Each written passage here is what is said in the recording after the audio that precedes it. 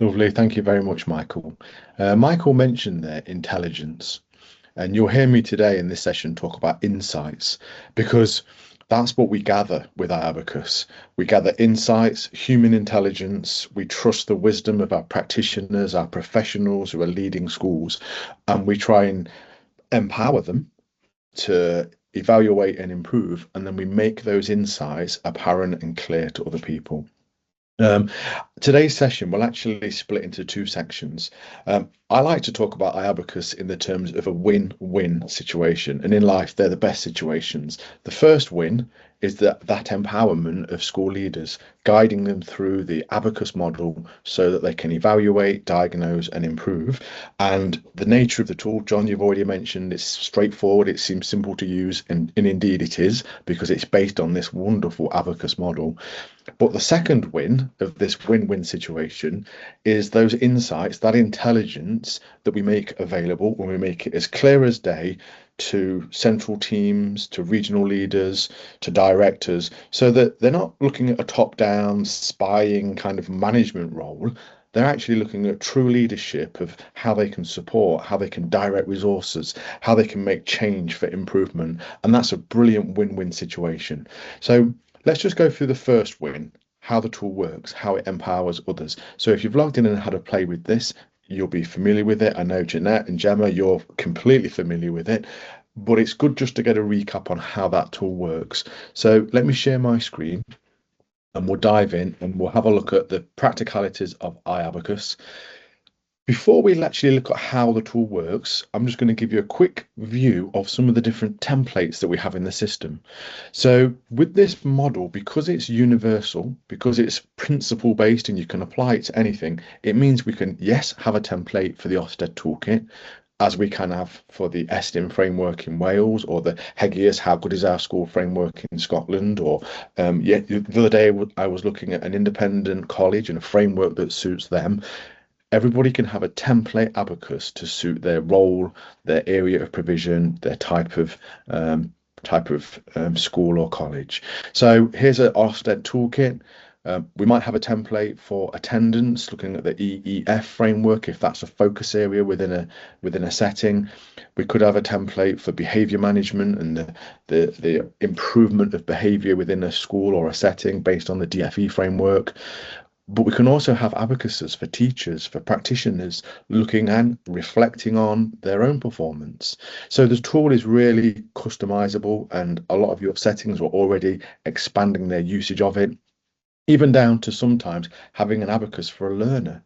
Where are they? Not necessarily on academic proficiency, but their distress tolerance or their networking or communication skills.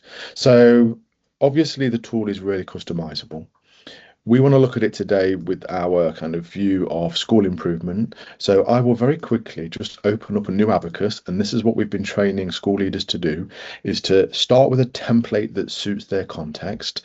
Often it might be the Ofsted toolkit for independent schools, or as I said, Estin's framework, or Education Scotland's framework. We'll go into an abacus. We'll be met with a nice blank empty abacus where we are going to start making our judgments. And incidentally, because this tool is customizable, if we need to, what we can do is we can customize it and we can take off post 16 or take off early years if they aren't relevant. Often they are, but sometimes that setting won't have early years or post 16, so we can take it out. That tailors the abacus even more so that we can use it in a more condensed fashion, which is brilliant. We want to simplify as much as we can. So the way that abacus works is you pick up the bead and you make a judgment. And as a professional, as somebody that knows your organization, you make a judgment about where provision is at. At the moment, I've just picked up this inclusion bead and I'm dragging it to make a judgment. And I might say, do you know what? I think at the moment we are in that expected standard level here. And I drop the bead and I met with the abacus model. Okay. And we guide people through this process. And this is the process that is behind every single abacus bead. We always ask that person to check that judgment against criteria. That makes sense because it's a gut initial professional judgment, but I want to validate it against criteria. Then we look for evidence to support that judgment. We analyze the current situation. So this analysis, it's not data analysis. We're not looking at stacks of bar charts and graphs and figures. We're just analyzing why we are at this point. We look at helping and hindering factors. If we know what those helping and hindering factors are, we can do something about them. And it's a natural process. So let's start with the criteria. We're using the Ofsted framework, so we'll get the Ofsted toolkit. I can look at this criteria here.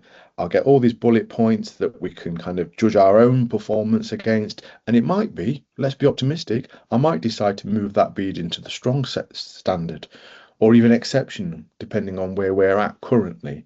It could be we need to work on a lot of these issues, so we're down here in needs attention, and that would be fine because it's just our initial judgment. If we need to look at the Ofsted toolkit, we can dive into it. Okay, there's no real need because we're showing it anyway, but here you've got the actual detail from the PDF documentation. We simplify it and just display it for you, so there's no real need. If we then move on, we can go into the next step. And you see when I'm using the tool, I just follow these processes here. So let's go into evidence. This is where we're training staff to look and signpost the evidence that justifies their judgment. If they put that bead, let's say I've put that bead top end of expected, when it comes to my evidence, I'm going to need to be able to justify that judgment. So normally we've got a text description here and we're training people to be concise, evaluative, use bullet points if possible. They're going to help us use less words. But if we mention a survey, a report, or some data, below it, you'll see that I can upload it and attach it, or, and this is probably the best way, I can link to that evidence. Okay, so whether it's in a folder in Microsoft or Google or Dropbox, I can just signpost that evidence, explain why I'm including it. This data shows that we are blah. This attendance data shows that we've increased attendance in this fashion, and then I'm going to include the data. So the word I like to use at this point is signposting. We're signposting our evidence. If we need to, we can dive into the Ofsted toolkit and look what it says about gathering evidence and what kind of evidence we might need. That's a great commentary that's going to support us when we're trying to see which evidence we need. And then when we're happy with the evidence, we move on to the heart of the process, which is this analysis. Okay, and here, all we're doing is looking at what's helping and what's hindering. What's pushing that bead in either direction? Why was it that when we stopped here, why did we put it into strong? What were the barriers? What were the resisting forces? It's actually Kurt Lewin's force field analysis. And all we do is describe what's helping on the left, dead positive language, anything we can celebrate, all the successes that are taking place. If something's a big help in our organization or our department, we can put it in here and we can prioritize it. But on the right hand side, this is where we're really honest about the barriers, the hindering factors. What is it that's holding us back from being exceptional or outstanding? Well, there's an old word, isn't it? Outstanding. We don't have that one anymore. Well, what's stopping us from being further to the right? And again, if something's a really big challenge, or maybe it's high impact or urgent, it's a challenge in our school or in our college, we can prioritize that and say, do you know what? This is the thing that is holding us back at the moment. Let's put it to the top of the list. So our analysis actually sets up our action planning, because the idea and the theory in an abacus is that we strengthen these things. They're already going well, so let's make sure they happen again or more consistently, and we tackle these. If we don't tackle them, we will never be able to move that bead into that next level. It will stay exactly where it is. And actually, sometimes these things increase and they push us back even further. So in our action planning, we've got the list that we've already diagnosed. All we do is click on the list, expand one of these things and do something about it. What are we going to do? Who's going to help on that? What will success look like? When do we need to do it by? This is a universal planning strip, and it works for any helping or hindering factor.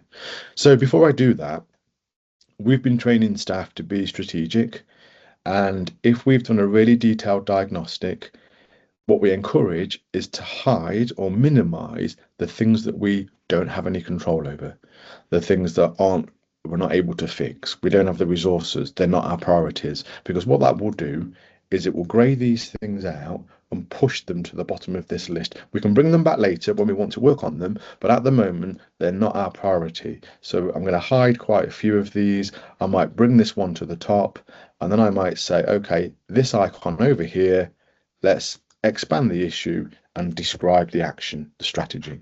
Okay, it might not be the full-blown action plan with all the elements of that strategy, but this is going to be a headline. How are we going to tackle this hindering factor? What will our success criteria be?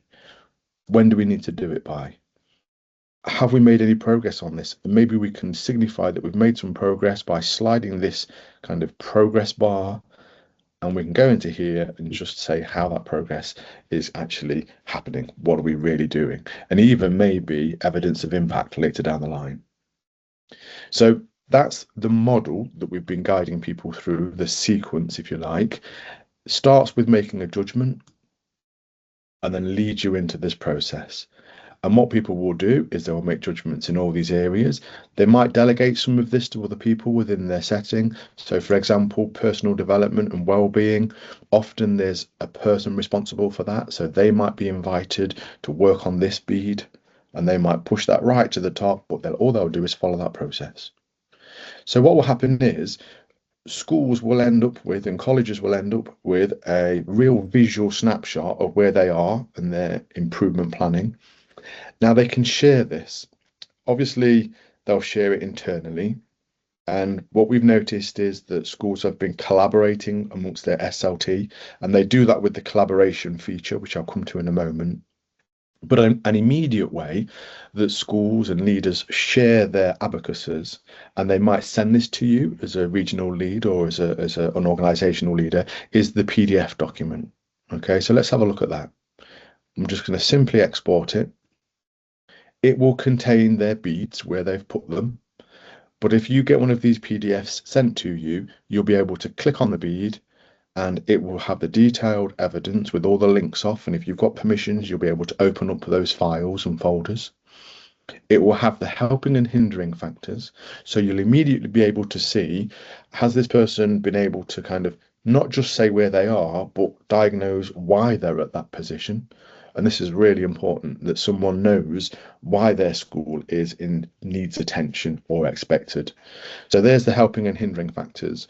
And then, of course, we'd love to see the action planning too. And what it will do, it will identify the hindering factor and then show you their detailed strategy. Well, not maybe their detailed strategy, their headline action planning with the progress updates and even any links off to any documents. So maybe as a leader, you'll be receiving PDF documents. The other thing that they will do, and I mentioned that this is what they will do online between their SLT and their leadership teams, is they will collaborate online.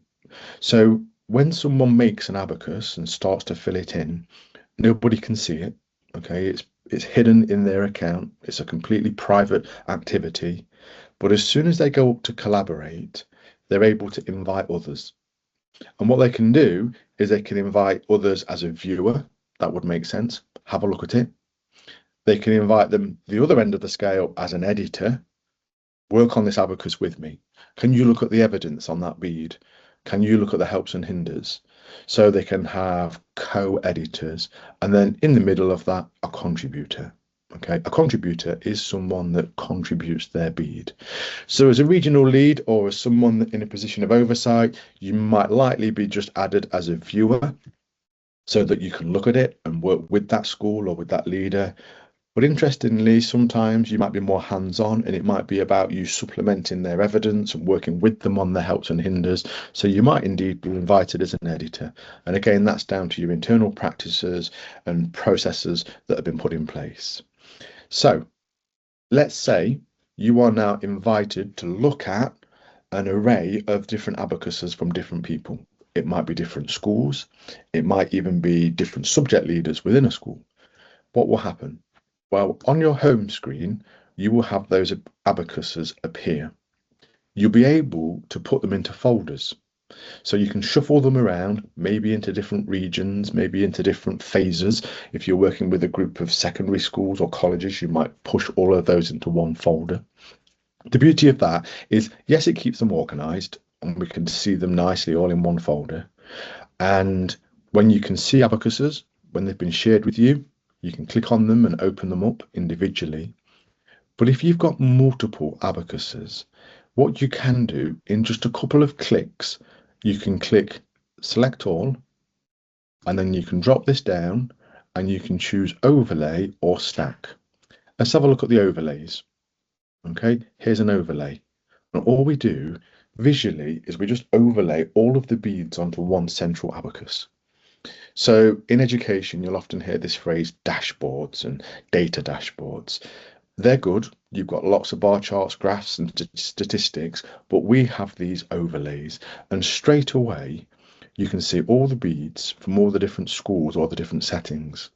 And you'll notice that you've got beads at this lower level, and not just human curiosity, but in your leadership role, you'll think, okay, well, why is that bead at that position? Let's have a look. Attendance and behaviour. Who's put the bead here? And you'll see that Hashim from Meadowfield Academy or college has dropped it there. What was his evidence or their evidence for that? What was their analysis? What are their hindering factors? There must be quite a few because they haven't been able to put that bead into expected. So what is it that's holding them back? And of course, in iAbacus, if you identify a hindering factor, what do? We encourage you to work on it in the action planning. So yes, you can dive in to the evidence and have a look at that. You can look at the analysis. Let's open that up. A series of hindering factors. Is there action in place? What's their action plan for this? So you can navigate around those abacuses and look for the detail. Incidentally, if you see like a number 3 inside an abacus bead, all that signifies is that there's 3 schools or 3 settings that have dropped their bead into that position. In fact, if you look at it, it's in the strong level. It actually would be really good if 3 schools had put their beads there. And again, you might dive into the detail and have a look at the evidence, the analysis, etc. So these overlays, they're going to give you access to the insights.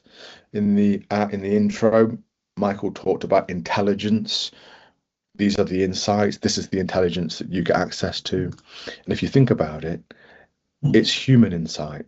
It's not data. Data might be there as part of the evidence, because if someone makes a judgment about attendance or about attainment, data will justify that and show you and prove it. But what we're looking at here is human intelligence, human insights. Now, if you've got an overlay, a couple of things you can do on this screen. One of them is that you can identify individual schools or settings. Let's have a look. So earlier we noted that Hashim's school was at a certain low level, but I can now look at all of the beads there and just see that in context. And sometimes that's quite important. So we've got this drop down at the top. The other thing you can do is switch to a stacked view. Okay, if you remember the overlay, it shows everything. But a stacked view just separates the abacuses out and stacks them. And sometimes that's more useful because it just gives you that context for each of the settings. So overlays and stacks, that's where you're going to get your array of insights. And if you see here, all I've been using is this on the right hand side. If you're feeling really technical, you can now export the raw data. Okay, so sometimes you might have technical teams that use data analysis, big data, and Microsoft's version of that. If you want to, you can export the JSON data and you can import it and use that. Okay. I hope that you don't need to. I hope that iAbacus gives you everything you need, and the PDFs and the overlays are where you will dig into those details. So I mentioned PDFs there. If you've got an overlay like this and it's locked in iAbacus because it's an online tool, but you want to share that with others because you're reporting to stakeholders and trustees, what you might do is export this as a PDF document. Okay, so just as a head teacher or a school principal, a college leader, they can export the abacus for their setting, you in a position of oversight as a regional lead or as a director can go into here and say, export this PDF. I'm going to call this the regional overview. We give it a title. We export it in the same way. And what we've got is a more detailed PDF with more data, more insights, more information on it. Okay, it's still in an abacus format. If I want to click on this detail here, I can drop down to the attendance behaviour bead of a certain school or academy. And what I've got is the evidence with the links off, the analysis, and of course the action planning. And this is a 38-page document because it's covering all the different schools and colleges in this particular overlay. So PDF reporting is incredibly useful. I will just show you one other aspect of PDF reporting. Sometimes you want to focus on a particular strand, one of those rows within the abacus. So let's say we were doing a review of personal development in our schools. We'll call this a PD regional overview. What I'll do here is go to the options. I can put a cover page on, just like our schools and colleges. They might put context on a cover page. But I've now got the ability here to basically take things out of the PDF report. So I can take whole sections out. I can take the attendance section, the achievement section, the inclusion and curriculum section. I can take them out because I don't want to report on them.